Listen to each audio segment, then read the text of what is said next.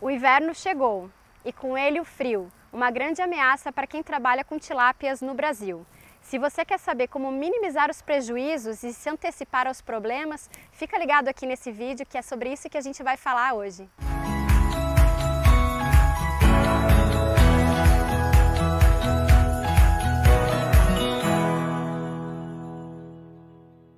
Então chegamos no inverno e com ele as baixas temperaturas, o que preocupa muito quem trabalha com tilápia, porque as tilápias elas ficam imunossuprimidas.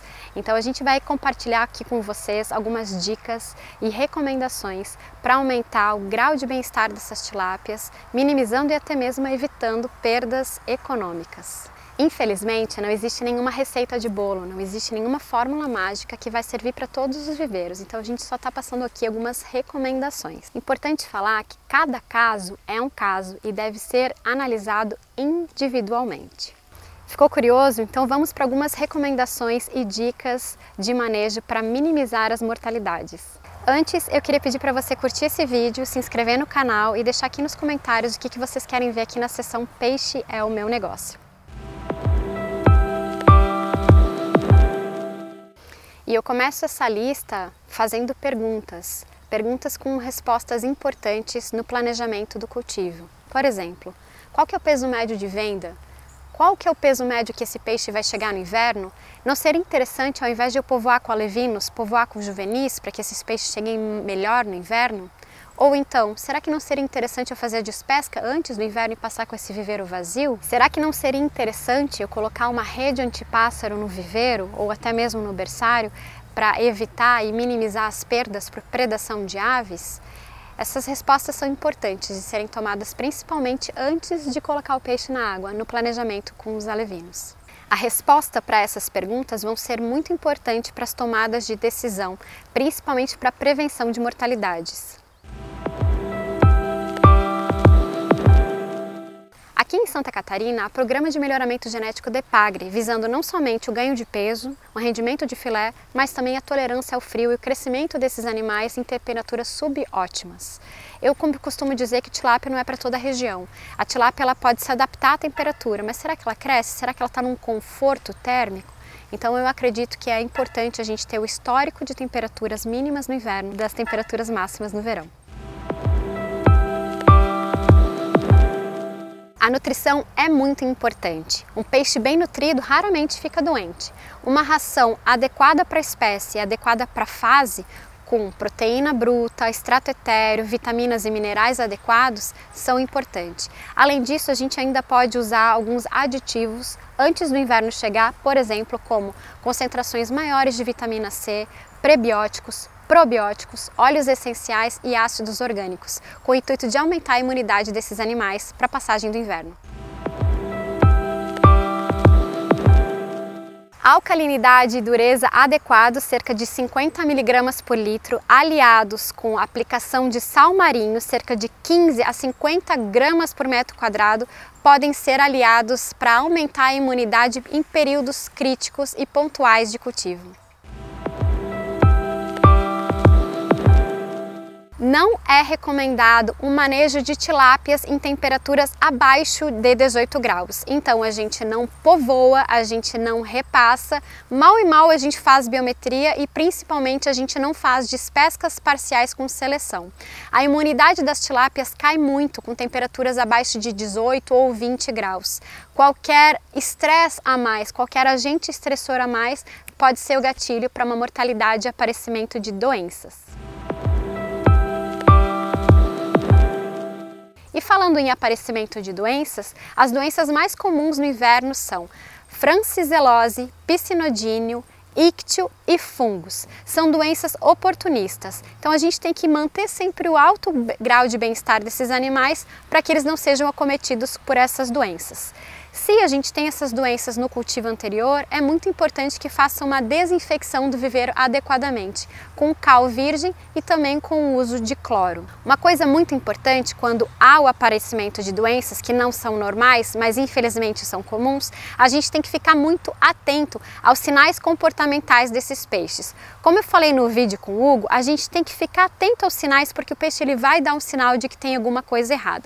Por exemplo, quando eles ficam próximos à entrada de água, quando eles ficam em volta dos aeradores, quando eles têm o batimento opercular mais rápido ou a respiração mais acelerada, falta de apetite, escurecimento do corpo, lesões de pele e de nadadeiras, são alguns sinais de que pode sim estar tendo alguma doença no cultivo. Então, o diagnóstico precoce e tratamento adequado são sim muito importantes.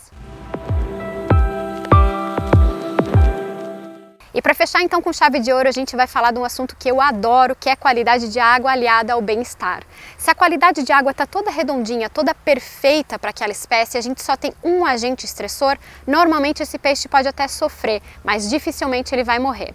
O que acontece historicamente, pela minha experiência, quando tem mortalidade no inverno, são mais de 2 ou até 3 agentes estressores. Por exemplo, baixa temperatura, má nutrição, altas densidades ou, por exemplo, baixas temperaturas, concentração de amônia tóxica alta e nitrito alto. Normalmente isso vai desencadear uma doença, isso vai ser gatilho para uma doença oportunista. Então a gente tem que ficar bastante atento e o monitoramento desses parâmetros de qualidade de água são sim muito importantes. Não só o monitoramento, mas o registro deles para a gente ter o histórico.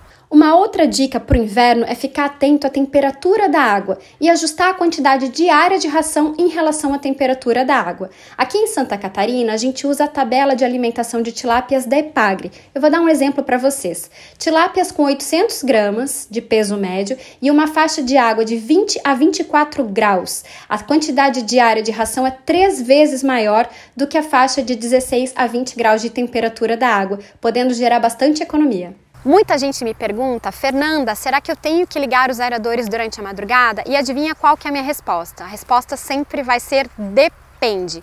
Cada caso é um caso e deve ser analisado individualmente. E quem vai nos dar essa resposta é o equipamento oxímetro, que vai medir então os níveis de oxigênio dissolvidos. No início da manhã ele deve estar em pelo menos 5 mg por litro ou 50 a 60% de saturação. Esse deve ser o mínimo para que o peixe tenha um bom desenvolvimento.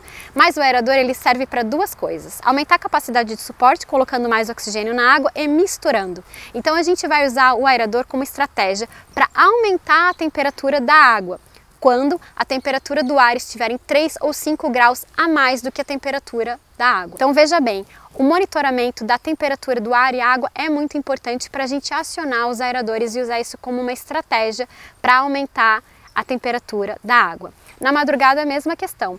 Normalmente a temperatura do ar é menor do que a temperatura da água. Quando a gente liga os aeradores para incorporar oxigênio, vai ter uma perda de temperatura. Então o monitoramento é importante. Outro monitoramento importante é o da vazão da água. Normalmente a água que entra é mais fria do que a água que está no viveiro. Como é que eu vou saber se essa situação se aplica na tua propriedade?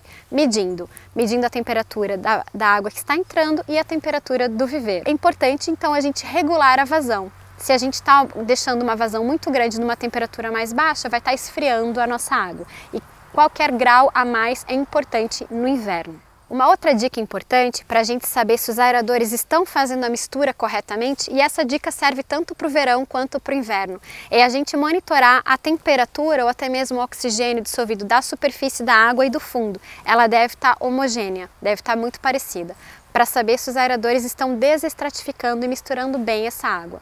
Aí a gente deve regular então tanto a potência dos aeradores, às vezes até mesmo a localização deles nos viveiros, quanto o horário de funcionamento. Resumindo, o monitoramento e a prevenção são o melhor caminho para minimizar as perdas no inverno. Lembrando novamente, não existe receita de bolo e não existe fórmula mágica. Cada caso deve ser observado individualmente. Então fica a dica aqui também para que você procure um técnico do seu município ou até mesmo um médico veterinário para um correto diagnóstico dos peixes. Se você gostou desse tipo de vídeo, deixa aqui nos comentários e a gente se vê então no próximo vídeo. Obrigada!